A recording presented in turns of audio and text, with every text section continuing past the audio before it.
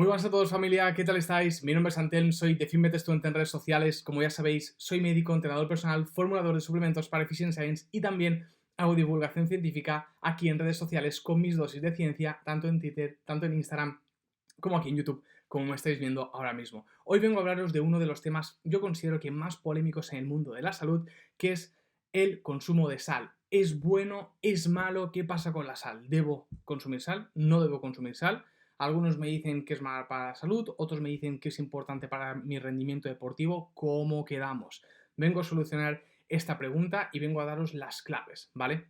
Deciros que, como siempre, y al igual que todos mis vídeos, ¿vale? Todos se basan en evidencia científica. Concretamente este, como siempre os voy a dejar la referencia al final del vídeo, se basa en una revisión narrativa publicada en noviembre de 2021 en la revista de medicina más prestigiosa del mundo, The New England Journal of Medicine. Por tanto, como siempre, nivel alto de evidencia científica, ¿vale? Para hablar de temas polémicos, que considero que es importante pues tener información rigurosa y contrastada. Así que sin más dilación, vamos al tema. Y es que deciros por qué nos preocupa tanto, ¿no?, el tema del sodio. Pues básicamente porque se veía, ¿no?, en algunos estudios que igual el consumo de sodio podría aumentar la presión arterial, ¿vale? Sabemos que la presión arterial es algo que es fundamental controlar, tanto la hipertensión arterial como la hipotensión arterial, ¿vale? La hipotensión arterial pues acostumbra a ser en cuadros más agudos, ¿vale?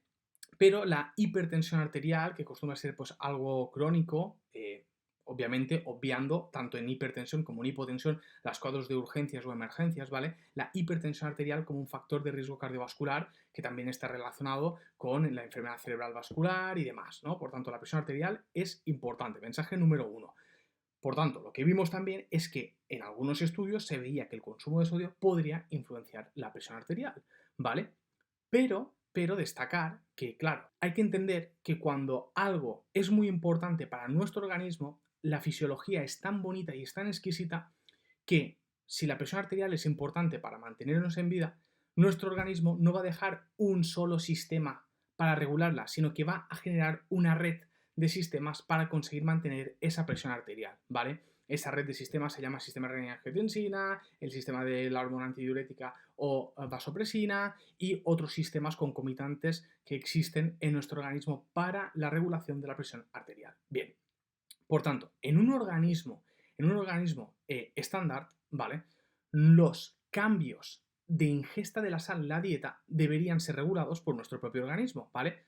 Ingiero más sal, excreto más sal, ¿vale? De esa forma, el consumo de sal no tendría que tener necesariamente un impacto negativo, no tendría que por qué subir la presión arterial. Esto lo comento porque en algunos estudios se veía, ¿vale?, que dentro de un amplio rango de consumo de sal, la presión arterial no se modificaba, ¿vale? Pero en cambio, en otros estudios se veía que en determinados sujetos el consumo de sal sí que podía aumentar esa presión arterial, ¿no? Y por tanto, ¿cómo quedábamos?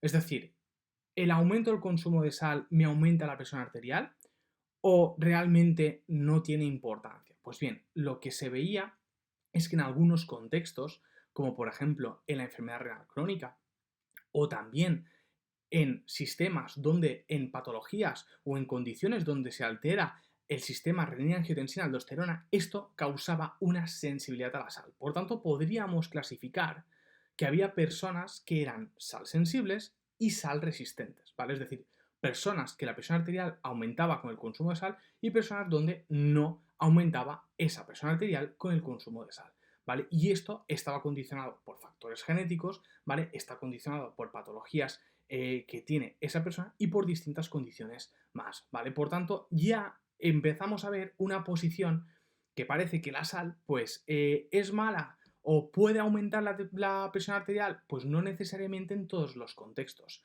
¿vale? Y esto es lo que vemos aquí, que hay que individualizar y contextualizar delante qué tipo de persona realizamos esa recomendación de restricción de la sal.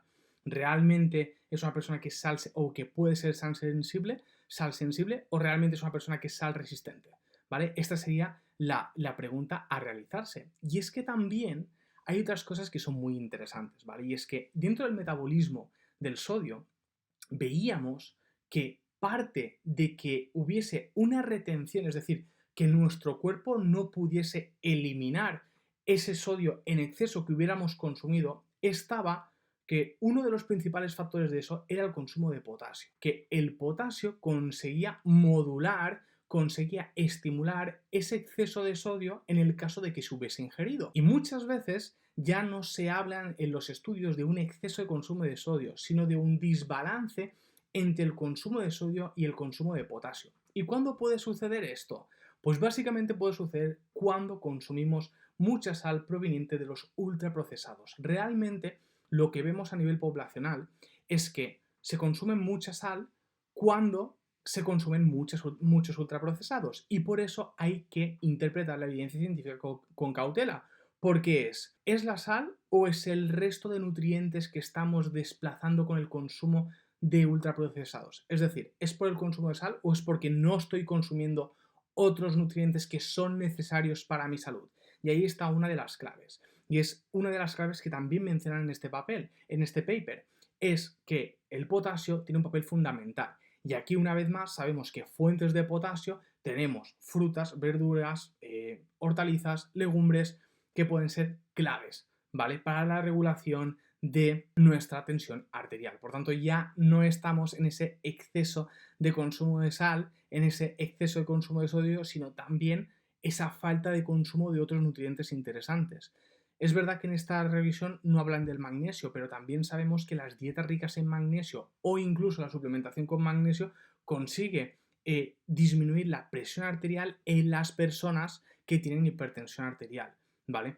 Por tanto, estamos en la misma. ¿Es por un exceso de sodio o es por una falta de otros nutrientes que son importantes? Por un desbalance entre el sodio y el resto de nutrientes, el resto de minerales que son también importantes. Y asimismo también os diría que la ingesta de fibra tiene un papel importante. La fibra modula, entre muchas otras cosas, la microbiota que tenemos a nuestro nivel intestinal. Sabemos que la microbiota también tiene un impacto sistémico a nivel de inflamación crónica, ¿vale? Si nuestro estado es un estado proinflamatorio, pues muy probablemente nuestra presión arterial aumenta y seamos más sal sensibles y nos aumente esa presión arterial con el consumo de sal, ¿vale? Por tanto, ya vemos que la calidad de la alimentación tendrá un papel fundamental en la gestión de ese sodio, y que quizás no es el sodio, sino que es la falta de otros nutrientes, ¿vale? Mensajes muy importantes. Y aquí la diapositiva en concreto donde os hablaba de la fibra dietética, ¿vale? Que promueve esa salud de la microbiota, generando un ambiente antiinflamatorio, y que esto nos podría ayudar pues a gestionar y esto nos podría ayudar pues a gestionar el consumo de sal. Por tanto, ya estamos desplazando el concepto de que el consumo de sal sea sí o sí peligroso, ¿vale? O sea, sí o sí perjudicial, sino que estamos contextualizando la información. Y es decir, es verdad que algunas personas pueden ser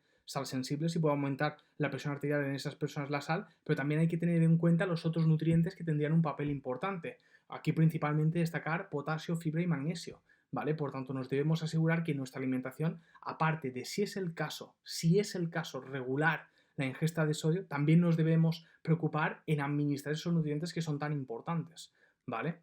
Así que todo esto es tremendamente importante tenerlo presente, ¿sí? Por tanto, ¿a quién recomendaría una restricción del consumo de sal? Pues muy probablemente en patologías donde haya un aumento del sistema renina-angiotensina-aldosterona aumentado, insuficiencias cardíacas, enfermedad hepática, enfermedad renal, ¿vale? Estos serían los contextos donde probablemente un consumo reducido de sal podría beneficiarse, ¿vale? También destacar que es muy importante en cualquier contexto realizar esa recomendación de consumir alimentos ricos en nutrientes, poniendo especial énfasis por el tema que nos ocupa en el potasio y en la fibra, y también os diría el magnesio, ¿vale? Que son claves para la regulación de la tensión arterial, sí, que no debemos verlo solo como el consumo de sal, sino también como el consumo de otros minerales que son importantes. Y también quiero destacar algo importante, ¿vale? Y es que en personas donde no hay ese contexto, o donde no existen los contextos donde realizar una restricción de sal, siempre que el consumo de sal sea de alimentos no ultraprocesados, ese consumo de sal, por ejemplo, los atletas que añaden sal a sus bebidas deportivas o a su agua para en verano reducir las pérdidas de sal reducidas por el sudor, no va a tener un impacto negativo en la salud. Por tanto, en aquellas patologías donde hay un aumento del sistema renina-angiotensina-aldosterona,